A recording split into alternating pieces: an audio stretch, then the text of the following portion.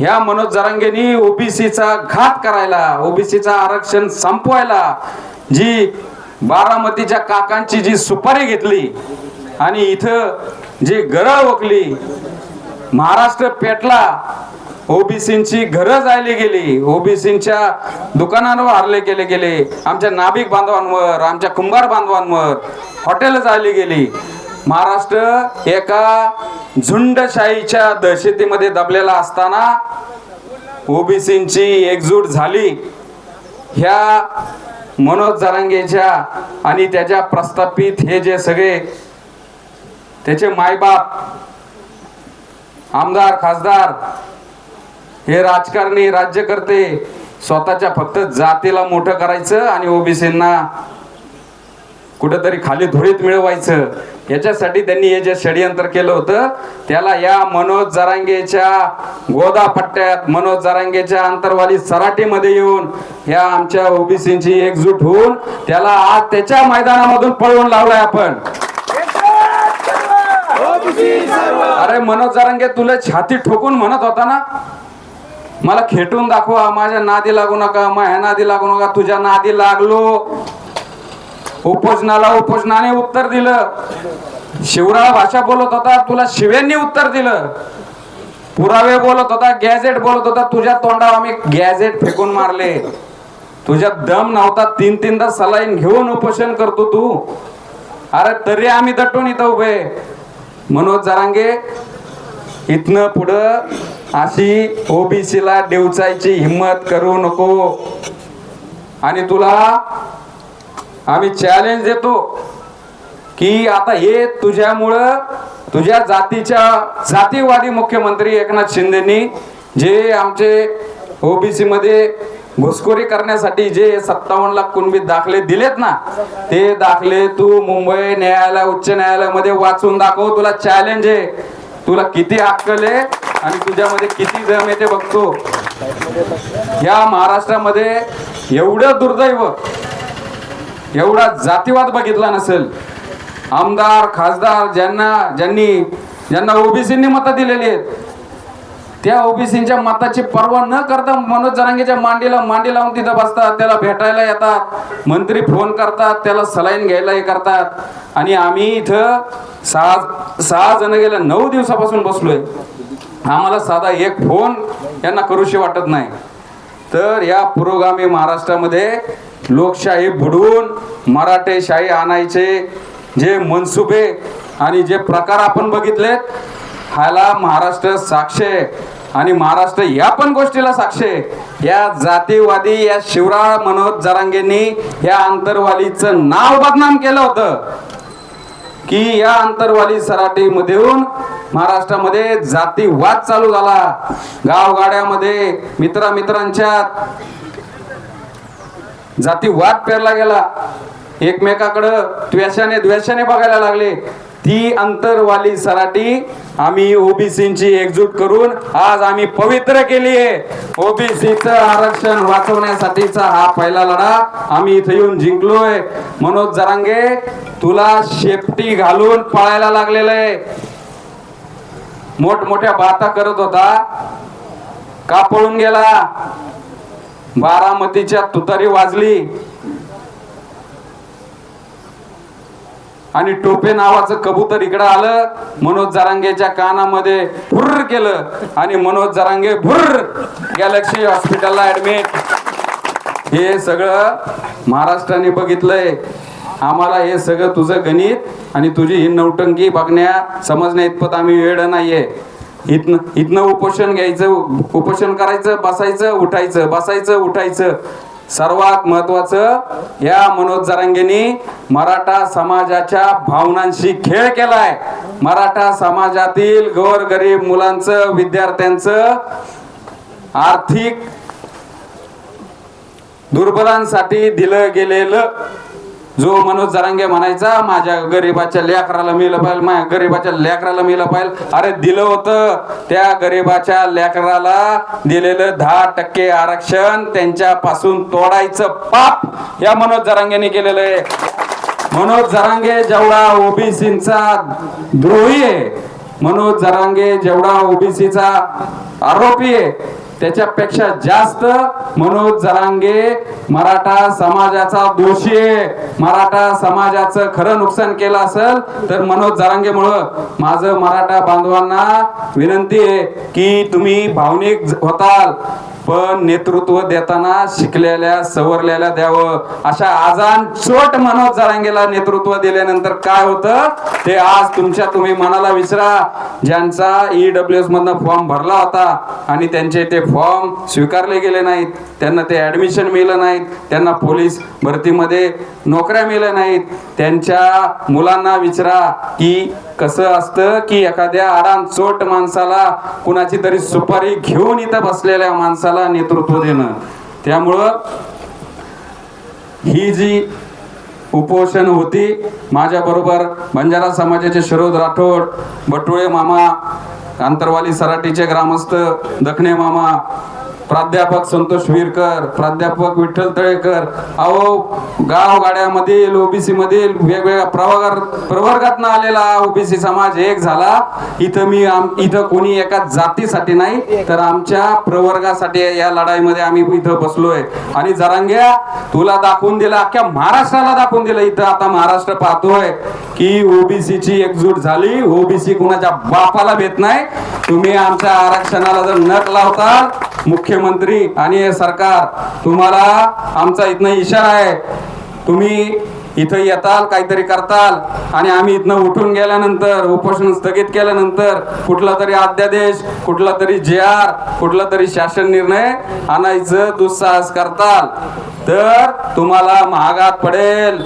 आम्ही आंतरवाली सराटीमध्ये मनोज जरांगेच्या छातावर बसून उपोषण करू शकतो तर सरकारला पण आम्ही सत्तेतनं खाली खेचू शकतो आणि आम्ही त्या मंत्रालयामध्ये घुसून तिथं चक्का जाम करू शकतो. त्यामुळं जसा आम्ही इथं बसायला गनिमी काव्याने इथं बसलो तसा आमच्या बरोबर गनिमी कावा करू नका. ही 18 पकड जातीतील 60% जनता आहे, याच्या नादी लागू नका. जरांगे तुला आमचं आव्हान आहे, हे 57 लाख जे कुणबी दाखले ते कोर्टातून वाचून दाखव. येत्या 9 ऑक्टोबरला हायकोर्टामध्ये सुनावणी आहे. बघू तुझ्यात पण किती दम आहे. इथं तर येऊन खुट्यात ठोकलाय आणि त्या खुट्यालाच तुला आम्ही बांधून 9 दिवस पळावला, तुला बाहेर सुटूनच नाही दिलं. त्यामुळं तू ते दाव सोडून पळून त्या गॅलेक्सी हॉस्पिटलला गेलाय. आता तुला कोर्टाचा खुटा मारणार आहे. त्यामुळं आता ही लोकशाही आहे, लोकशाहीची मराठेशाही करायचं चालू होतं पण आम्ही सरकारला या मुजोर मनोज जरांगेला जाग्यावर आणलं आणि लोकशाही आणि संविधानाची ताकद दाखवली. इथं उपोषणाला बसताना जे काय आम्हाला दिव्य करावं लागलं, कारण की आंतरवाली सराटी या सरकारचं जणू काही जावायचं गाव असल्यागत आणि मनोज जरांगे जावई त्याच्याकडे सारख्या पायघड्या घालायच्या. मंत्री यायचे इथं, रिटायर्ड जज यायचे इथं, डिव्हिजनल कमिशनर यायचे, SP यायचे. ह्या अडाण्याला ह्याला काय धचा म कळत नसेल त्याला येऊन इथं JR दाखवायचे. मनोज जरांगे सर, हा JR तुम्ही वाचता का? हा नीट आहे का? आणि मग तो शिव्या देणार, कमरेखालची भाषा बोलणार. हे सगळं महाराष्ट्राने बघितलंय. आमदार खासदार हे जनतेचे नसतात, एका जातीचे असतात, हे महाराष्ट्राने बघितलंय. अहो छत्रपतींचा वंशज हा गादीचा नसतो, हा एका जातीचा असतो. हे पाप या मनोज जरांगेने केलंय आणि कोल्हापूरचा मराठा नेता संभाजी भोसलेंनी त्या गादीची गरिमा धुळीस मिळवली. पण ह्याच आंतरवाली सराटीमध्ये आम्ही सामाजिक एकोपा आणि एकजूट दाखवून हे आंतरवाली सराटी पवित्र करून दाखवली आहे. आणि ती दाखवली असेल तर हे बाबासाहेबांच्या झेंड्याखाली जो पुरोगामी आपण महाराष्ट्र म्हणतो, त्या पुरोगामी महाराष्ट्राची जी वीण आहे शाहू फुले आंबेडकरांची, तर आम्हाला ह्या उपोषणाला जागा दिली ती आमच्या शिंगारे कुटुंबानी, आमच्या बाबासाहेबांच्या वारसदारांनी. ज्या बाबासाहेबांनी आम्हाला 340 कलमाने आम्हाला सामाजिक न्याय दिला आणि सामाजिक समतेचं न्यायाचं आरक्षण दिलं, त्याच बाबासाहेबांच्या वारसदारांनी परत एकदा आमच्यावर उपकार केलाय. आणि ह्या शिंगारे कुटुंबाचा हा उपकार हा ओबीसी कधीच विसरणार नाही. माझ्या बरोबर आमचे शरद राठोड, विठ्ठल तळेकर, संतोषजी विरकर, आमचे बटुळे मामा, दखणे मामा, या सर्वांबरोबर जी पडद्यामागची जी भूमिका होती ते आमचे सत्संग मुंडे साहेब, आमचे ॲडव्होकेट विजयजी खटके, आमचे रवी खरात, त्याच्यानंतर आमचे मोतीशेठ पवार, आमचे गावडे कुटुंबीय, ह्या सर्वांनी, आमचे आटोळे बंडूशेठ आटोळे, ह्या सर्वांनी खरंच फ्रंटला एखादा असतो, पुढे एखादा असतो, परंतु पडद्यामागं काम करणं, प्रसिद्धीच्या झोतात न येता काम करणं आणि निर्विकारपणे प्रामाणिकपणे काम करणं, आणि आमच्या या सगळ्या टीमला ज्यांनी सपोर्ट केलाय, आमच्या या नालेवाडीमधील सगळ्या आमच्या महिला भगिनी, आमच्या वडीगोद्रीमधील असतील, आंतरवाडी सराटीमधील असतील, आणि अंबड तालुक्यामधील ज्यांनी ज्या सर्व ओबीसी बांधवांनी आम्हाला याबाबत जी मदत केली, त्यांचे उपकार आम्ही कधीच विसरू शकत नाही. बंधूंनो, लढाई ही संपलेली नाहीये. रात्र थोडी सोंग फार आहेत. आपल्याला हे आपलं जे शिक्षणातलं, नोकरीतलं, राजकारणातलं आरक्षण आपण टिकवतोय, याच्यासाठी आणखीन याच सरकारने, याच जातीवादी मुख्यमंत्र्यांनी खूप मोठा आपल्यावर अन्याय अत्याचार केला आहे. ते बाठिया कमिशन, त्या आपल्याला पंचायत राजमध्ये, म्हणजे जिथं आपली राजकीय प्रतिनिधित्वाची कार्यशाळा असते, ती आपण बालवाडी म्हणता येईल, अहो तिथनंच आपल्या त्यांनी जागा कमी केल्यात. 67-68 हजार जागा महाराष्ट्रात आपल्याला मिळायच्या.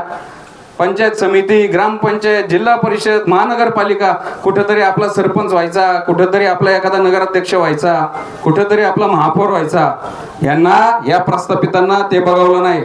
त्यांनी त्या बाठिया कमिशनच्या माध्यमातूनच जसं हाफ कठपुतली तयार केली, तसाच तो बाठियाला बसवला, आणि त्या बाठियानी आपल्या 33,000 जागा कमी केलेल्या आहेत. आपल्याला ती लढाई लढायची. एकनाथ शिंदेच्या गणगोतासाठी, एकनाथ शिंदेच्या सगळे सोयऱ्यासाठी सारथी अण्णासाहेब पाटील महामंडळ केलं. लाखोची, करोडोची कर्ज वाटलेत. त्याची रिकव्हरी किती केली माहित नाही. असं कर्ज काढायचं आणि तेच बँकेमध्ये एफडी करायचं. अहो, आमच्या महाज्योतीला किती दिलं, किती मुलांना शिष्यवृत्ती दिली. त्या सारथीसाठी 1 एकर जागा पुण्यात दिली, करोडो रुपयाची. महाज्योती म्हणजे तुम्ही आवडतीचे ना, आम्ही काय सवतीचे का? अशी सापत्न वागणूक ह्या एकनाथ शिंदे आणि त्यांच्या जातीयवादी राज्य सरकारमधील मंत्र्यांनी दिलेली आहे. बांधवांनो, घोडे मैदान लांब नाहीये. 2024 ची विधानसभा निवडणूक आलेली आहे. त्यांच्या मताला जेवढी किंमत आहे, तेवढीच आपल्या मताला किंमत आहे. आणि दाखवून द्या, हे टोप्या सोप्या, ते त्या बारामतीच्या काकाचं पार्सल कुठं कर्जत जामखेडला आलंय, इथं कशी प्लॅनिंग करायची, कशी दगडफेक करायची, कसे मोर्चे करायचे, कसं फंडिंग करायच्या, कशा गाड्या येतात, याचं सगळं मायक्रो प्लॅनिंग यांनी केलेलं आहे. एकंदरीत सगळ्या पक्षातील प्रस्थापितांनी येऊन ओबीसी नेतृत्व उभंच राहिलं नाही पाहिजे. ओबीसीचा कुणबी दाखल्याने घुसवणूक केली ओबीसी मध्ये, तुमचा ग्रामपंचायत सदस्यच होणार नाही, सरपंचच होणार नाही, आणि मग कुठे ते आपल्या आमदार केला, खासदार केला, आपल्याला नाडायला भिडायला आणि तिकीट मागायला येणार नाही. आणि मग परत आपल्याला तीच आपली सरंजामी व्यवस्था तशीच चालता येईल, आणि ही प्रजा खाली मुंडकं घालून तशीच चालत राहील. तर आता दिवस वेगळे आहेत. आता डॉक्टर बाबासाहेब आंबेडकरांनी संविधान दिलेले आहे. त्या संविधानाच्या माध्यमातून आपल्याला हक्क अधिकारांची जाणीव झालेली आहे. हे, आणि तुम्हाला कायद्याची लढाईला पण आम्ही पुरून उरतो. तुम्हाला खालच्या पातळीला जाऊन बोलायचं असेल त्याला पण आम्ही पुरून उरतो. तुम्हाला कागदपत्र दाखवायचे असतील त्याला पण पुरून उरतो. तुम्हाला कोर्टामध्ये कोर्ट कचेरी करायची असेल त्याच्यात पण पुरून उरतो. पण सत्ते वाचून सकल कळा झाल्या अवकळा. आपण सत्तेत नाहीये, हे सत्तेत आहे. त्यामुळं कसाही कायदा वाकवतात. एका आडान चोटला इथं त्याला असं दाखवतात की हा जणू हे नवीन महाराष्ट्रातलं सत्ता केंद्र झालंय. हा शिव्या देतो. याच्या मांडीला मांडी लावून आजी माजी मुख्यमंत्री येतात. राहुल गांधींनी ओबीसीच्या फायद्याची, ओबीसीच्या सामाजिक न्यायाची भूमिका मांडली की जातीगत जनगणना केली पाहिजे. पण त्याच काँग्रेस पक्षाचे आजी माजी मुख्यमंत्री तो पृथ्वीराज बाबा जरांगेची काळजी करतोय, जरांगेच्या मागण्या मान्य करतोय. बंधूंनो, विचार करा, यांनी याच्या मुख्यमंत्री पदाच्या कारकिर्दीमध्ये ओबीसींचं काय केलं असेल, काय निर्णय घेतले असतील. इथून पुढे डोळे उघडा आणि आपल्या अधिकारांबद्दल आक्रमक व्हा, सावध व्हा. येणाऱ्या विधानसभेला ह्या ज्या जातीवादी मुख्यमंत्र्याने आणि या जातीवादी या सगळ्या पुढाऱ्यांनी जरांगेच्या मागणीला सपोर्ट केलाय, जरांगेला ऐनकेन प्रकारे मदत केली, त्यांना त्यांची जागा आता आपण दाखवून द्यायची. आणि आपलं ओबीसीचे काही जे नेते जे मागच्या वेळेस पाय घड्या घालत होते, पण आता त्यांनी जाणून बुजून सावध भूमिका घेतली. आपल्याला मतांना हे नको. अरे कोणताच तुम्हाला मराठा समाजाचा एखादा कोणता मतदार तुम्हाला मतदान करणार नाही. या जरांगेंनी एवढं घाण विष पेरलेलं आहे. त्यामुळं तुम्ही आम्हाला इथं एकटं पाडलं. येणाऱ्या निवडणुकीमध्ये ज्यावेळेस आम्ही ईव्हीएमचं बटन दाबताना आम्ही विचार करून तुम्हाला पण त्यावेळेस एकटं पाडू. आमचे मंडल स्तंभ इथंच आहे आणि मंडल स्तंभाचे इथले ज्यांनी प्रस्थापित केला ते नारायणराव मुंडे साहेब आमचं प्रेरणास्थान आहे. आज आपण मंडलला विसरलो बांधवांनो. त्या मंडलला आपण नमन करून सर्व ओबीसींनी शपथ घेतली पाहिजे. असंच एक राहू आणि जरांगेला त्याला ज्या भाषेत कळते त्या भाषेत त्या ठिकाणी उत्तर देऊ. आणि इथनं पुढे जरांगेला हा पण आमचा इशारा आहे. तू गावात बसला होता, आम्ही गावात बसलो. आता तू मारुती मंदिरात बसतोय, आम्ही तुझ्या शेजारी विठ्ठल मंदिरात बसून उपोषण करणार. अंतरवाली सराटी तुझ्या बापाची काही जहागिरी नाहीये. अंतरवाली सराटी मधून ओबीसीच्या या संघर्षाची ठिंगी पडली. त्याचा आता वणवा पेटणार आणि महाराष्ट्रामध्ये सर्व प्रकाशित होणार. एवढं मी बोलतो. आणि आपण हे जे उपोषण केलं होतं तर आपल्याला कुठला धोका होऊ नये म्हणून, जरांगेच्या मागणीला सरकार दबतंय का म्हणून येणाऱ्या निवडणुकीच्या पूर्वसंध्येला निवडणुकीच्या पूर्वसंध्येला आचारसंहिता लागू होताना काहीतरी मागण्या मागून घ्यायच्या अशी आपल्याला भीती होती. परंतु आपण आपल्या उद्देशामध्ये साध्य झालोय. ह्या जातीयवादी तुतारीची सुपारी घेणाऱ्या मनोज जरांगेला इथनं पळून जायला लागलंय, याच्यात आपलं यश आहे. त्यामुळं मला असं वाटतं आपल्या वरिष्ठांच्या सांगण्यानुसार की आपण आपलं उपोषण तात्पुरतं स्थगित करावं.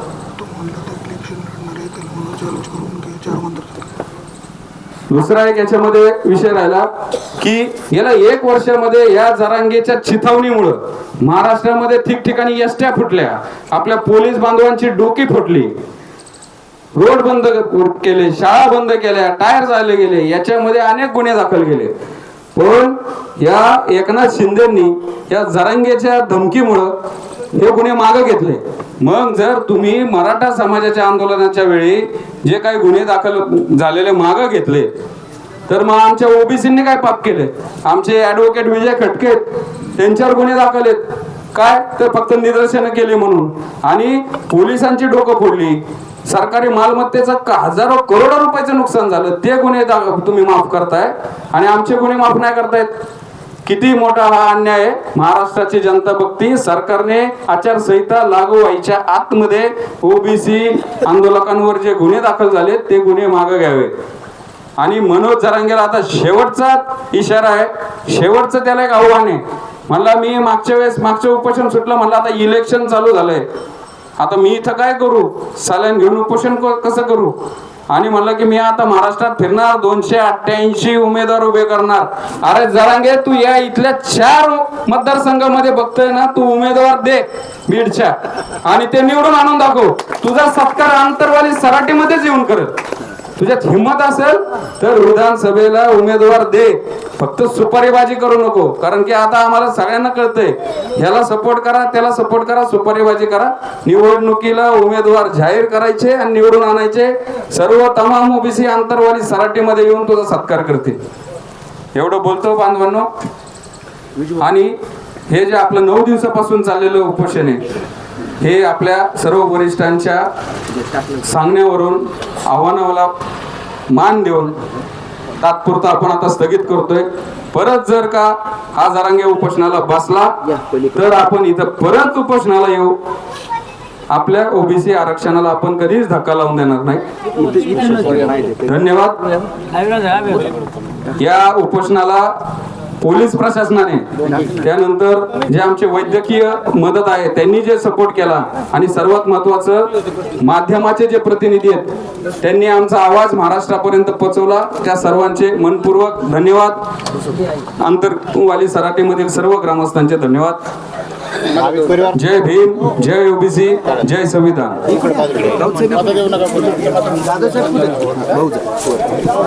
या ठिकाणी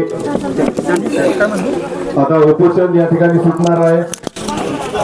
सर्व ज्येष्ठ ओबीसी नेते माजी आमदार नारायणजी मुंडे साहेब, श्रीरामभाऊ राठोड, जाधव साहेब, ढोले साहेब यांना विनंती करतो आपण या ठिकाणी पाणी पिऊन उपोषण या ठिकाणी स्थगित होत आहे.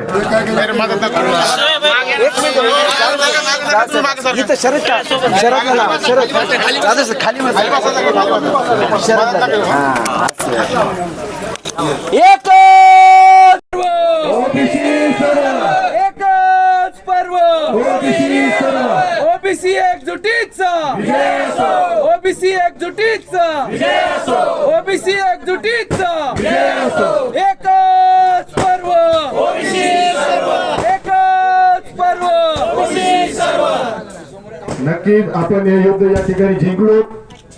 बांधवांनो या ठिकाणी आता उपोषण करते अँब्युलन्स मधून आपल्या मंडळ स्तंभावर जाणार आहे. तिथून ते सिव्हिल हॉस्पिटलला ऍडमिट होणार आहेत. त्यापूर्वी आभार प्रदर्शनने बंटी वाटो हे विनंती होते आभार प्रदर्शन करा.